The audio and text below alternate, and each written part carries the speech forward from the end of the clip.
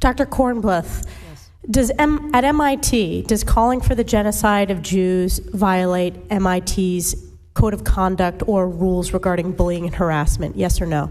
If targeted at individuals, not making public statements. Yes or no? Calling for the genocide of Jews does not constitute bullying and harassment? I have not heard calling for the genocide for Jews on our campus. But you've heard chants for intifada. I've heard chants, which can be anti-Semitic depending on the context, when calling for the elimination of the Jewish people. So those would not be according to the MIT's code of conduct or rules? That would be investigated as harassment if pervasive and severe. Ms. Magill, at Penn, does calling for the genocide of Jews violate Penn's rules or code of conduct? Yes or no? If the speech turns into conduct, it can be harassment, yes. I am asking specifically calling for the genocide of Jews. Does that constitute bullying or harassment? If it is directed and severe or pervasive, it is harassment. So the answer is yes. It is a context-dependent decision, Congresswoman. It's a context-dependent decision. That's your testimony today. Calling for the genocide of Jews is depending upon the context. That is not bullying or harassment. This is the easiest question to answer yes, Ms. Magill.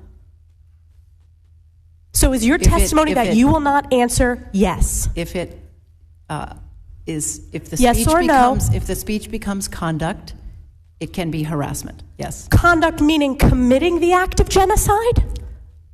The speech is not harassment? This is unacceptable, Ms. Magill. I'm going to give you one more opportunity for the world to see your answer.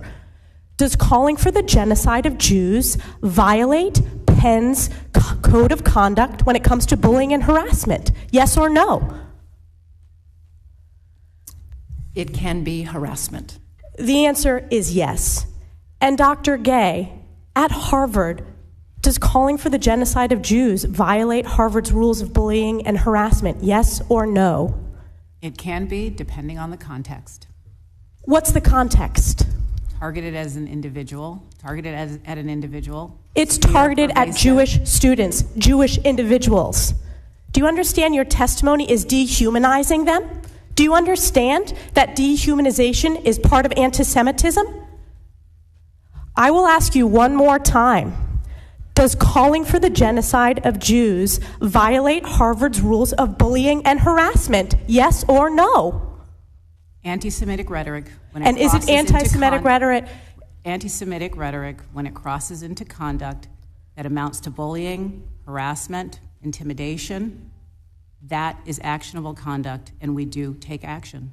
So the answer is yes, that calling for the genocide of Jews violates Harvard Code of Conduct, correct? Again, it depends on the context. It does not depend on the context. The answer is yes, and this is why you should resign. These are unacceptable answers across the board.